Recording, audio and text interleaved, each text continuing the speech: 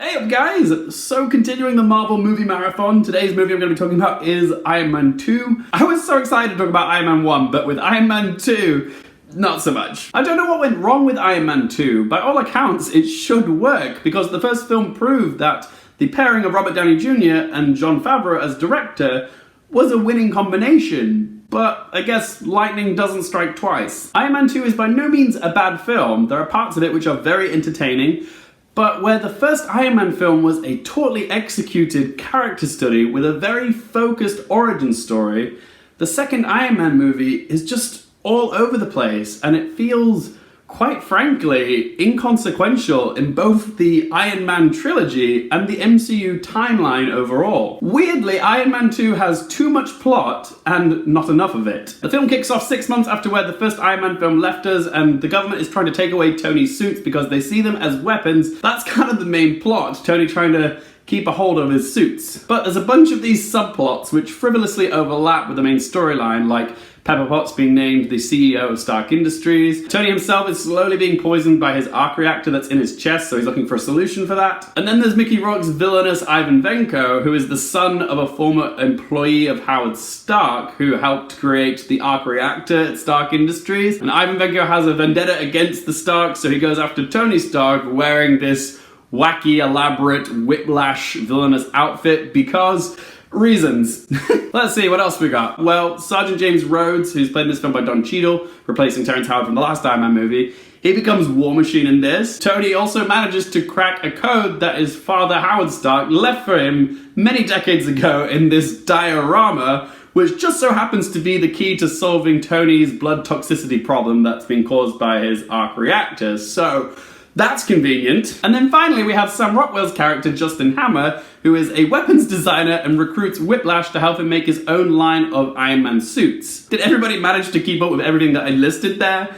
As you can see, the film is very higgledy-piggledy. Iron Man 2 proves that a film can have a plot, but it doesn't necessarily mean that it has a story. And for an Iron Man movie, there's very little Iron Man actually in it. There's scenes where like, oh look, he's eating a donut in a giant donut sign because there's something you don't see every day.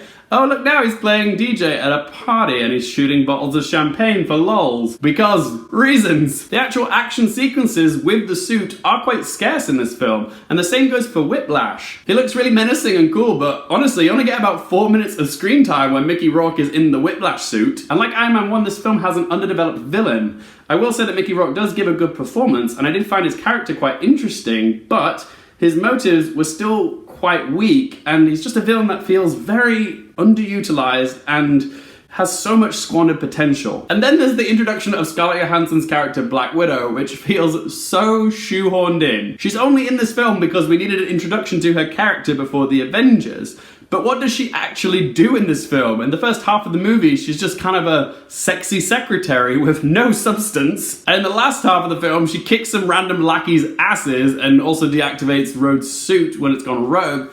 But other than that last detail, if you take Black Widow out of this film, it doesn't change the story at all, and that's a problem. Upon rewatching Iron Man 2, I would say that the introduction of Black Widow is probably one of the biggest missteps of the entire MCU. Don't get me wrong, I love Black Widow, I think she's a fantastic character, but when you watch how she was introduced into the MCU, you can't help but cringe because she's so objectified. There's this really gratuitous shot of her in the diner where it's just all on her ass, and it hasn't aged well. And that's one thing that the MCU has been good at, not overly objectifying its female characters. But here it's just so blatantly obvious that she's being objectified, sexualized, and ogled. It just diminishes what Black Widow brings to the MCU. And it's just shallow. Oh yeah, I almost forgot.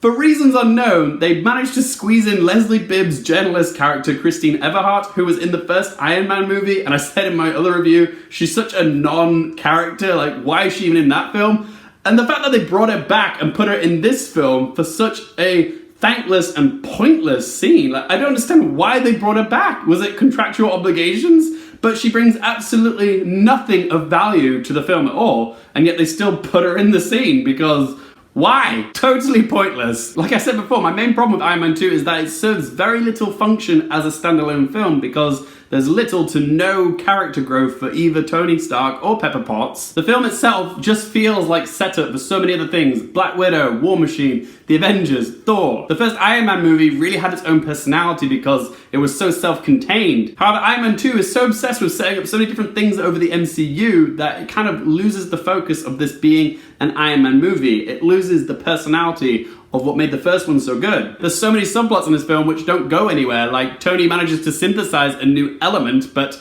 is it ever mentioned again in the MCU? Justin Hammer vows revenge on Pepper Potts, but it still hasn't happened yet. Probably saving it for Phase 5. There's too many subplots, too many characters, and not enough screen time for any of them, and quite frankly, it's just not as interesting as the first Iron Man film. On the positives, I will say that the action is fun, but it does call into question how Tony Stark could, on a last-minute whim, decide to enter into this Formula One racetrack in Monaco. Please. But the CGI still looks great. I love the moment where he assembles the suit from the suitcase. That looks so cool. And like I said before, Whiplash does look badass, but you just don't get much of him. I also did enjoy the epic score by John Debney. As for world building, there was a reference to Captain America's shield, but I'm not sure why. But upon rewatch, there was one line in this film which I thought, is this a reference to something else? Take a look. If you can make God bleed, then people will cease to believe in him. Could that be foreshadowing of this? All that for a drop of blood.